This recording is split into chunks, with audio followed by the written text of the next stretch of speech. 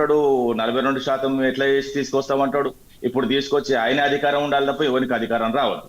అదే విధంగా వాస్తవంగా చెప్పాలంటే ఓటమి భయం ఒక దిక్కు, 20 నెలలుగా అట్టర్ ఫ్లాప్ అయిన పరిస్థితులు ఒక దిక్కు. ఇవన్నీ వేధిస్తున్నాయి కాబట్టి వాళ్ళు స్థానిక ఎన్నికలకు పోవట్లేదు. ఎందుకంటే ఇప్పుడు వాస్తవంగా ఒత్తిడి తీసుకురావచ్చు గవర్నర్ మీద. ఒత్తిడి తీసుకొచ్చి సంతకం పెట్టి పంపిస్తే ఏం జరుగుతుంది అన్నది కూడా మనం తెలుసు. ఒకసారి ఆయన సంతకం పెట్టకపోయినా కూడా రెండోసారి మళ్ళీ పంపితే సంతకం పెట్టవలసిన పరిస్థితి వస్తుంది. ఇవన్నీ అంశాలు ఉన్నాయి. అదే విధంగా పార్టీ ఫిరాయింపులు సరైన ఏదైతే కంప్లీట్ గా నిబంధనలు లేవంటాడు. అసలు ఈయన రాజీవ్ గాంధీని అవమానిస్తాడా లేకపోతే రాహుల్ గాంధీని అవమానిస్తాడా? అసలు పార్టీ డిసిప్లిన్ నేను దాటిండని చెప్పుకోవచ్చు. ఎందుకంటే క్లియర్ గా 1985 లో ఏదైతే పార్టీ ఫిరాయింపుల చట్టం ఉన్నదో చదువుకోవాలి. నిమ్మలంగా కూర్చొని రేవంత్ రెడ్డికి నేను సూచించేది ఏంటంటే ప్రశాంతంగా కూర్చొని నిబంధనలు ఏంది, కథ ఏంది, కార్ఖాన ఏంది, అసలు పార్టీ సిద్ధాంతం ఏంది, అసలు పార్టీ ఏం చెప్పింది. ఎందుకంటే రాజ్యాంగం చేతిలో పెట్టుకొని రాహుల్ గాంధీ మొత్తం దేశవ్యాప్తంగా తెలుసు తిరుగుతూ ఏదైతే మొత్తం కంప్లీట్ గా నేను పార్టీ ఫిరాయింపులకు వ్యతిరేకమని చెప్తాడు. మరి ఇక్కడ ఈ 10 మందిని కాపాడడానికి ప్రభుత్వం ప్రయత్నం చేస్తుందని క్లియర్. వాస్తవంగా చెప్పాలంటే చిన్నపిల్లగాని గిచ్చి లేపినా ఈ 10 మంది ఏ పార్టీలో ఉన్నారో అందరూ తెలుసు. ఇంకోటి ఇప్పుడు కడియం శ్రీహరిని ఒక అడిగితే నువ్వు ఏ పార్టీలో ఉన్నావు అంటే నేను ఏ పార్టీలో ఉండాలో ఆ పార్టీలో ఉన్నా ఒకసారి అంటాడు. అదే విధంగా మరోసారి అడిగితే ప్రపంచ దృష్టిలో, మీడియా దృష్టిలో మొత్తం కంప్లీట్ గా బహిరంగ సభలోనే నేను పార్టీ మారినా అని ఒప్పుకుంటాడు. మళ్ళీ నిన్న స్పీకర్ నిర్ణయించాలని ఏ పార్టీలో ఉన్నాడు. అంటే పదవి కోసం ఏ విధంగా దిగజారుతున్నారు నేతలు అన్నది వాస్తవంగా ఇది మనకు క్లియర్ గా అర్థమవుతున్నది. ఇవన్నీ కార్యక్రమాలు చూసుకుంటూ పోతే నేను ఇవన్నీ ఉద్యమం పేరుతో కేసీఆర్ కూడా చాలా మంది ప్రాణాలు తీసిందని ఒక మాట మాట్లాడాను. అది ఎంత అవమానకరం, ఎంత బాధాకరమైన అంశం అంటే ఒక ఉద్యమకారునిగా నిజంగా నాకు బాధ అవుతుంది. ఎందుకంటే ఉద్యమం చేసింది తెలంగాణ కోసం. తెలంగాణ అన్ని పార్టీలు కలిసి ఉద్యమం చేసిందని చెప్తారు కదా. మరి వీళ్ళ పార్టీ కూడా ఉన్నది కదా. ఇప్పుడు నేనేమంటున్నా, వీళ్ళ పార్టీలో కొందరు రాజీనామా చేయకపోతే వాళ్ళ ఇంట్ల మీదకి పోయినాం, వాళ్ళ ఫ్లెక్సీల మీద చిన్న పిల్లలు యూరిన్ పోసిన ఘటనలు కూడా నేను చూపెడతాను. ఎందుకంటే వీళ్ళు ఒకసారి ఇస్తా అని ఒకసారి ఇయ్య అంటేనే మనస్తాపం చెందిన తెలంగాణ యువత సూసైడ్ చేసుకోవడం జరిగింది. ఇంకోటి ఏంటంటే తొలిదశ ఉద్యమంలో ఏదైతే 1969లో 369 మంది చనిపోయిండ్రు.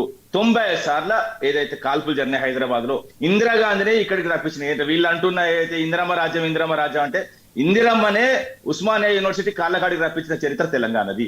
అదే విధంగా ఢిల్లీ మెడల్ పంపి ఏదైతే సోనియా గాంధీ మెడల్ 1200 మంది ఆత్మ బలిదానం తర్వాత తెలంగాణ ఇచ్చింది. ఆత్మ బలిదానాలకు వాస్తవంగా చెప్పాలంటే కాంగ్రెసే కారణం. ఎందుకంటే మరీ చెప్తున్నా, చంపినోడే వచ్చి దండేసి దండం పెట్టినట్టుగా నబడుతున్నది అంతే తప్ప కానీ వీళ్ళ వ్యాఖ్యలు ఏందండి. ఇప్పుడు రేవంత్ రెడ్డి వ్యాఖ్యలు వాస్తవంగా ఏ దాంట్లో కరెక్ట్ గా ఒక వెయిట్ లేదు, ఒక వాస్తవంగా ఆయననైనా స్వయరక్షణ కోసం మాట్లాడిన మాటలాగానే పడుతుంది.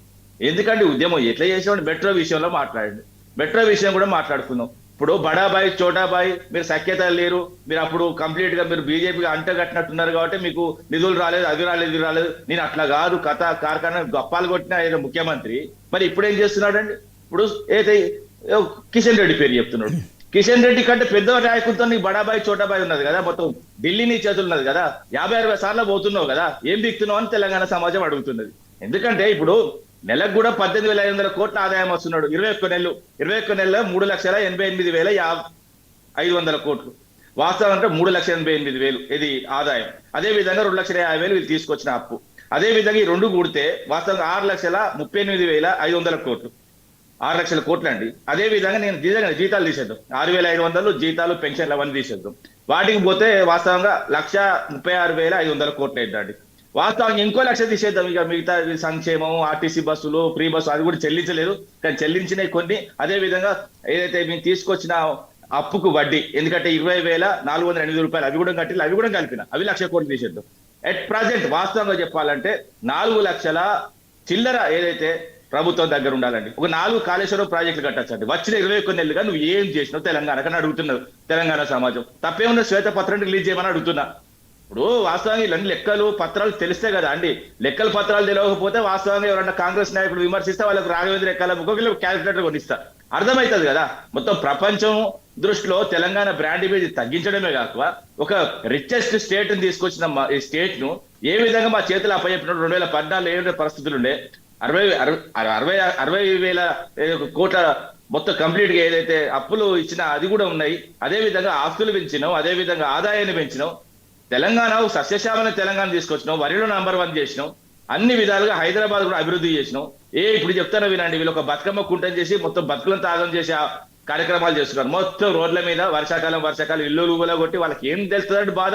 ఒక ఇల్లు కూలిపోయిన తెలుస్తుంది బాధ.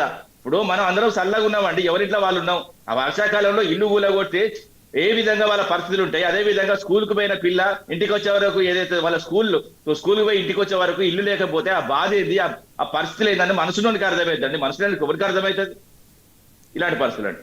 రామూర్తి గారు చెప్పండి. సో కేటీఆర్ నుంచి కిషన్ రెడ్డి సలహాలు తీసుకుంటారు, దీంట్లోనే సిబిఐ ఎంక్వైరీకి కిషన్ రెడ్డి సహకరించలేదని చెప్పడం కావచ్చు. సో మరి ఆన్ రికార్డు హరీష్ రావు గారు చెప్పారు 37 మంది ఎమ్మెల్యేల బలం మాత్రం ఉందని చెప్పాడు. సో దీంట్లో కేటీఆర్కు కిషన్ రెడ్డి సహకరిస్తున్నాడని చెప్పడం కావచ్చు.